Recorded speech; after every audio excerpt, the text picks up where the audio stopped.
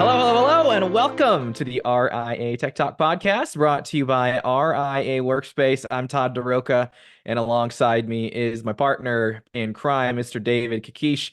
And together we're on a mission to simplify the complex world of technology for RIAs like yours. Now, in the podcast, we'll be your tech guides breaking down those often confusing tech topics into plain old practical terms. So we hope you join us for each episode as we dive into the latest tech trends, share our expert insights, and help you navigate the ever-changing world of RIA technology. So we're going to dive right in. Let's get started. David, we're going to be talking about running your entire RIA business on Microsoft 365 and how you can eliminate a lot of those third-party silos that we're seeing out there.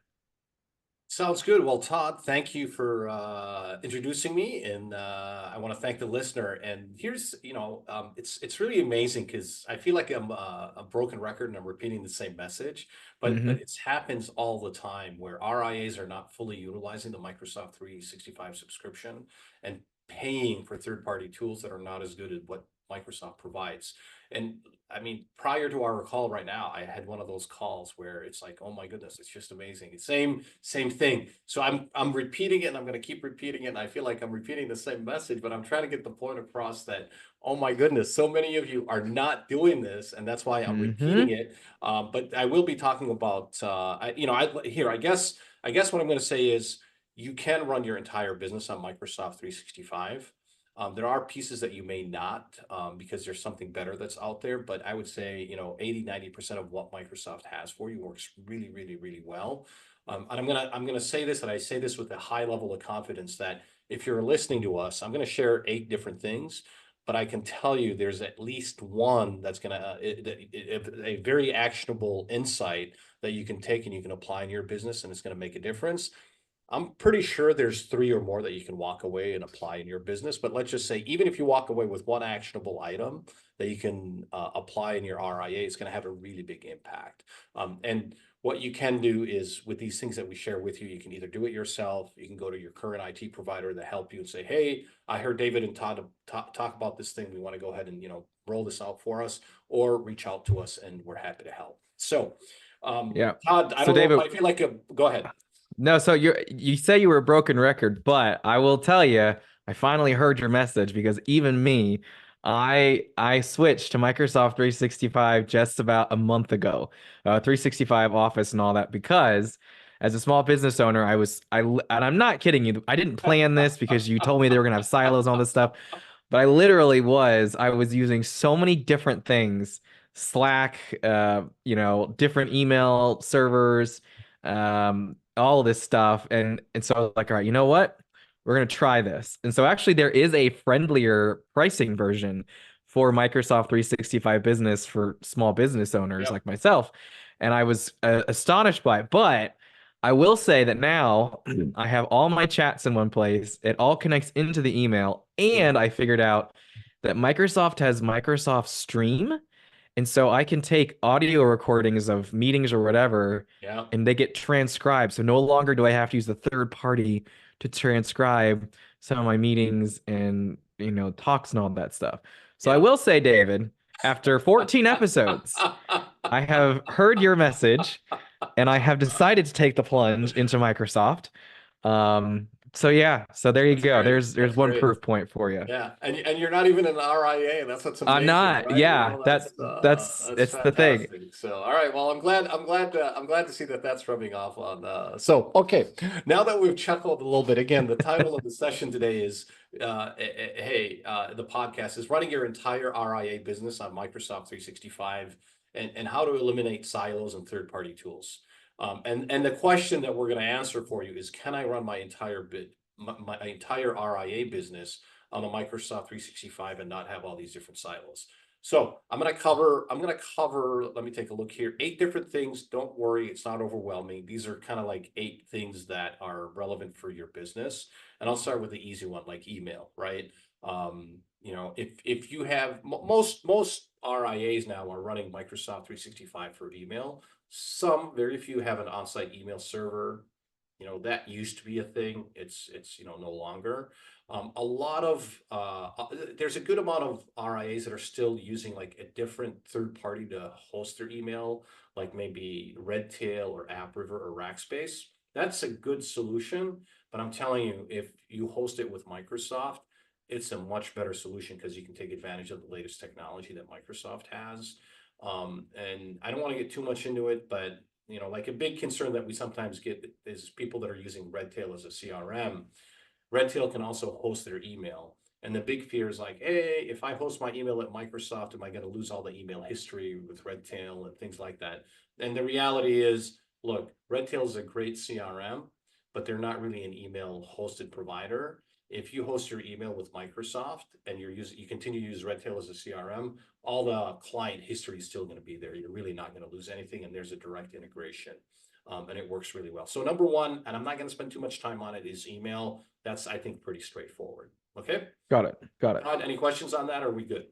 No, no, let's go Okay. on number 2 with the files. All right. Number two, your files and folders.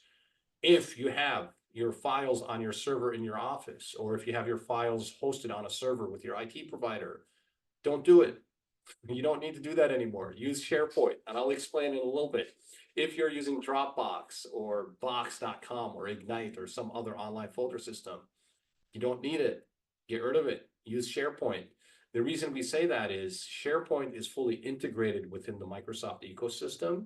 And don't use OneDrive, use SharePoint, right? And with SharePoint, what's really nice is if I'm an average user, I just click on that file folder structure or what's called File Explorer on my computer, and I can work and I can be fully productive. So if you're listening to us and you hate SharePoint because of the old SharePoint, it's not the old SharePoint that like that's so, I had that problem and I wish Microsoft changed its name to something else. But basically, you can have your file folder structure by using SharePoint. And the way that it works, okay, I click on my computer, I'll go to that, I click on File Explorer, I'll open up that specific file folder. It's indexed locally on my computer, but it's saved at the Microsoft Data Center. It's saved in my private environment for my RIA at Microsoft's data center. And so I click on that, I work, the speed is phenomenal, the performance is phenomenal. And then if my computer is lost or stolen or corrupted or, whatever, that's okay because that data is not sitting on my computer, okay? So I would definitely recommend that. And for those of you that are Mac users that are out there, you would use Finder, right? And this works really well. So what's really nice, and this whole Microsoft ecosystem works really well with MacBooks, incredibly well, actually. You're using Office for Mac, you're using Finder, you're using all of that. And so for for a typical RIA, let's just say 10 employees, they typically have like 2 people that are hardcore Mac users, right? Hey, those guys can use that and they'll be really happy. So I wanted to talk a little bit about the files. So that's something that if you're not using SharePoint, you definitely want to use that. So I just wanted to put that out there. So And I'm a Power Mac user, folks, and I will say, very hesitant at first, but after using it, it is, as David says, it's pretty easy and it's yeah. very compatible. So, Well, and just to kind of get off the topic a little bit on the Mac users, what's really interesting is, a lot of people will say, "Oh yeah, it works really well on a Mac," and they'll have a solution that's like a like a cloud computer, or you essentially use your MacBook as a dumb terminal, right? And not using it as a MacBook. I go, if that's or parallels, right? Nothing wrong with that. If you want to use it yeah, that way, that's great. But I wanted the MacBook so I can use, the Mac operating system, yeah, not to use it as a dumb terminal. So that's kind of the big thing, and the Mac users listening to us will know what that is. So, but yeah. yeah, for So sure. okay, all right. So we All talked right. about email. We talked about files. And number 3 is Instant messaging. dun dun dun. I All remember the right. days of, I don't even know if did you ever use AOL Instant Messenger, David? Um, I'm trying to. I don't think Probably not. so. Yeah, I don't think so. I don't think so. Anyways. All I right, mean, I anyways, that's fine. remember AOL, but I don't. I don't. I'm trying to remember if I did. It was so You long ago that probably I did, forgot. yeah. Anyways, back to Teams and their instant messaging. All right. Fantastic. So Teams, let me talk a little bit about Teams. Teams is if you're using Slack or if you're using other third party tools for instant messaging and you want to keep it, that's great. Teams is available for you. Teams works really great. But again, Microsoft makes some great solutions, but I really hate their terminology and how they use that because it's confusing. And when you're talking about Microsoft Teams, you can talk about Microsoft Teams as sort of um, in instant messaging. You can talk about Teams as a phone system. You can talk about Teams as potentially a replacement for Zoom. What I recommend for Teams, and it works really well, and that's how we use it, and that's how a lot of our clients use it, is a instant messaging tool. It's phenomenal. And then the other thing that I'd recommend is if you're using something like Zoom, Teams could replace Zoom really well. But there are some financial advisors because their end clients know Zoom, they continue to use Zoom, right? But if you're talking about instant messaging, Teams is phenomenal. Now, the fourth thing, this kind of leads into the fourth thing when I talk about your phone system. So really, right now, what a lot of RIAs are using is what's called what is known as a VoIP phone system, which is voice over Right. IP phone system. So you're probably familiar with like Ring Central, 8x8, Hmm. Nextiva. These are some of the names that are out there. A lot of people are asking, hey, do you recommend that we use Microsoft Teams as a phone system? And my answer is maybe yes, maybe no. It depends on how you're using your phone system. More often than not, the answer of using Teams as your phone system, as of right now, the answer is I probably would not recommend it for the following reasons. Number one is you're not able to use texting inside of Microsoft Teams. So let me pick on by the way, do you see that thumbs up? That's a new I, automated thing from I did. I don't want to say anything, but for our watchers on the podcast, there that's was a throwing thumbs me up from off. David. So Yeah, yeah. Zoom, it's kind of ironic. We're doing this in Zoom, and part of the reason yeah, I use Zoom is a lot of our clients are very familiar with it, right? And I like it a lot for podcasts and stuff like that. Anyways, so one of the recent things I move my hands a lot, and then what Zoom does is it automatically detects it with and it these puts the gestures. image and it throws me off. So Yeah. sorry about that. No, you're good. You're good. All right. So Teams is a phone system. Yes, you can use it. Yes, it is a good phone system. There's two things, right? Number one is one of the big challenges for a lot of RIAs is how do you do texting, right? Because a lot of times if you are texting clients and stuff like that, you are required to go ahead and archive that. And if you're using something like Ring Central or Zoom as your phone system, it allows you to text directly from Zoom as a phone system. And that is a huge value add for clients because now I can have, I could use Zoom as my phone system, but then it's an app on my phone and I can text back and forth with clients. Now on my personal iPhone, when I'm texting my wife or my daughter or whoever, that doesn't need to be archived. But when I'm texting a client directly out of the Zoom application on my iPhone, all of that can be archived. So as of right now, Microsoft does not have the ability to do texting inside of Microsoft Teams. And that's kind of a big limitation for a lot of our advisors because something like a Zoom or a Ring Central, using it as your phone system really solves the problem of being able to text centrally or do desktop texting. And that works really well. So we, again, from an instant messaging perspective, we really like Teams a lot. As a phone system, it's good, but there are things that are better out there. And then the other thing is, Microsoft Teams is still in what I call bleeding edge, not necessarily leading edge. So they still Mhm. have some bugs and kinks to work out, but it's a good solution if you're okay with some of the limitations I talked about. Do So you see any like future forecasts on when like are they working toward that?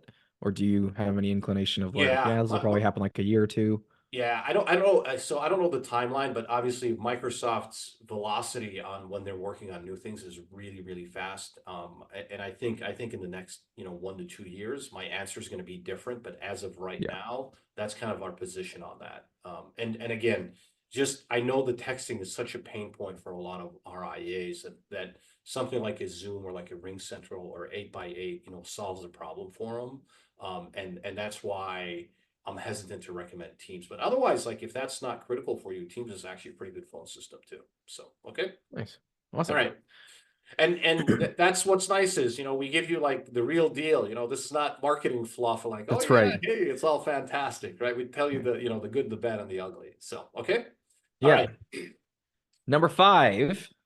All right. So number 5 is securing access to your systems. And if you've got a little bit of a technical background, you might have heard of like Active Directory or Directory Services or Azure Active Directory. Again, Microsoft has recently renamed that to Microsoft Entra, Entra. Remember what I told you? Microsoft in the naming, Jeez. so, but Heck is basically, Entra? yeah, what this really has to do is securing access to your systems and to your identity. And think about it as secure access to your computer, secure access to your email, secure access to your files, right? Setting up, multi-factor authentication, having all that set up. And actually Microsoft really excels in this space. And they do really well. But I think just at a really high level to explain it to the listener, you have your own what's called a Microsoft tenant. What that is that's your private Microsoft network. That's for your RIA. And then you have all the endpoints, the computers, the iPhones, and so on. To keep it simple, on the right here, I have the Microsoft tenant, your private network for your RIA. And then on the other side in your office, I have a laptop, a company laptop for your RIA. So we're making sure your tenant is secure, making sure the laptop is secure, and then the connection in between is secure. So that's kind of, securing your private network at Microsoft, and also securing your laptop or your iPhone as an example. But also, when we talk about identity, what that means is, Todd, if I'm in Chicago and then within minutes I log in and I'm in Austin, it's going to look at that and say, hang on, there's a red flag. It's either going to force some multi-factor authentication, or it's going to force a lockout, or do Mm. something where it says, hey, there's a red flag. I'm going to force something to happen. And then, with a lot of our clients, by default, we just limit access outside the U.S. because most RIAs we work with are 100% inside the U.S. And so there's no reason for anybody in France to have access into the systems like that. So when I talk about secure access to your systems, if you think about that, it's your physical systems, your computer, your laptop, and so on. Hmm. But also it is your Microsoft tenant, your private network at Microsoft, but also it is your identity. It's your Microsoft account. So that's something where you don't need to get a third-party tool to do that. That's something, that we're doing for you within the Microsoft ecosystem. So, okay. Well, yeah, let's stay on security then and go to number 6, which is endpoint security. Exactly. So I kind of touched upon that a little bit, but we're gonna include a link here in the show notes. I know people like to talk smack about Microsoft a lot, but actually, if you look at the Gartner reports, Gartner is a big company that releases a lot of reports on.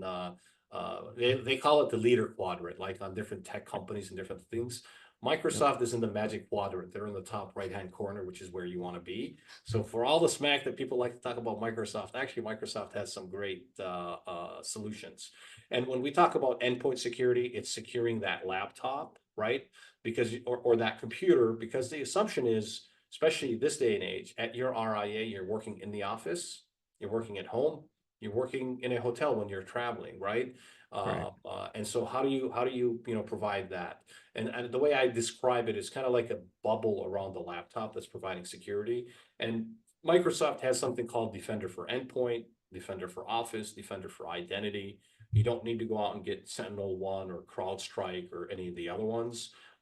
Those are good, but it's something that we do provide you here. And actually, Microsoft beats most of those third-party vendors, anyways. So we like that a lot. So that's what we talk about when we talk about endpoint security. Okay. Nice. All right, let's go down to number 7 of our list of 8. All right. Single sign-on for web-based applications, or SSO, not to be confused with a password manager, right? Mm. Password manager is for managing, passwords. A single sign-on is so that you and your employees can securely sign into all of your web-based applications. Think Redtail, eMoney, Orion, Tamarack, Wealthbox, and so on. And so what that does is you hire Mary, right? Once Mary starts, she can come and work. Your RIA has a centralized dashboard for all the web-based applications, and Mary can go in and securely access that. You need to let go of Mary, right? We're going to disable her main account, and now she cannot access any of these other web-based applications. There's some other really good players in this space like Okta and others. But again, you're paying for this and you're getting a really great solution. And again, in the Gartner report that Microsoft has, Microsoft is again in that, magic quadrant.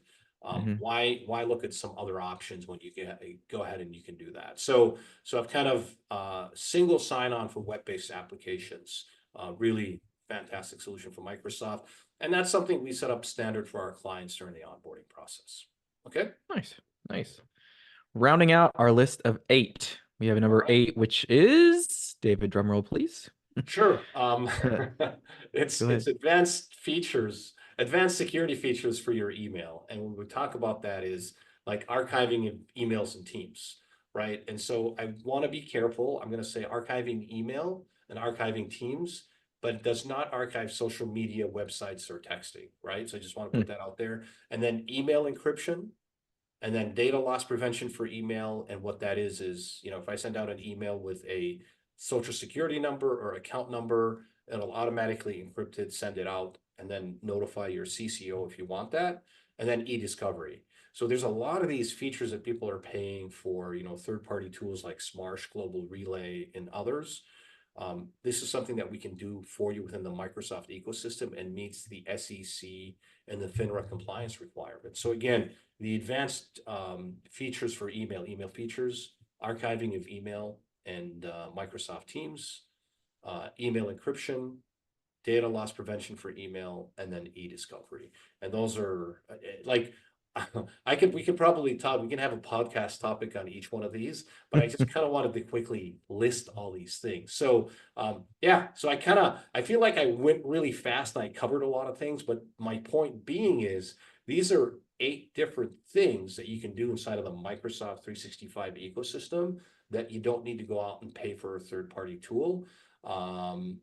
With the exception of Teams, right? In terms of Teams, how you right? want to use Teams, right? That's kind of my, like, I want to be careful with that one, but the other one's really, really phenomenal solutions.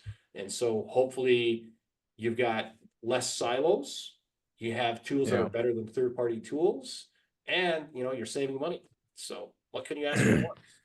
Yeah. And so at the beginning of the podcast, we said, hey, the question is, can I run my entire RA business on MS365?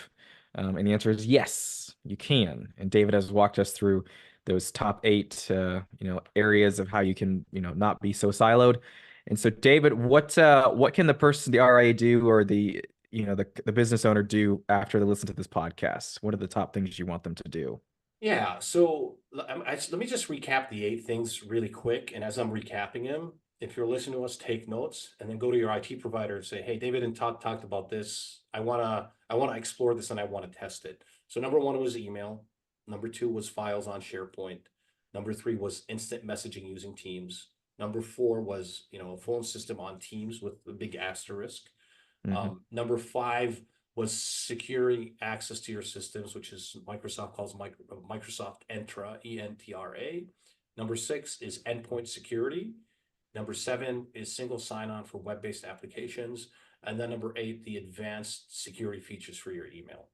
Every single one of these that I mentioned, I can assure you, if you're listening to us, you're probably paying for third-party tools that are part of your Microsoft subscription, or even if they're not part of your Microsoft subscription, you can easily upgrade your Microsoft subscription and get these tools, and it's going to be a lot less than a third-party tool. And by the way, like, I know you're saving money, but this is less about saving money. It's more about let's have less silos and let's have better security. And Hmm. so I would take It's interesting. jot down one of these things, go to your IT provider and say, "Hey, we want to test, 1 and 2." And what's going to happen is after you test it, you see how easy it is and how it's not siloed and integrated.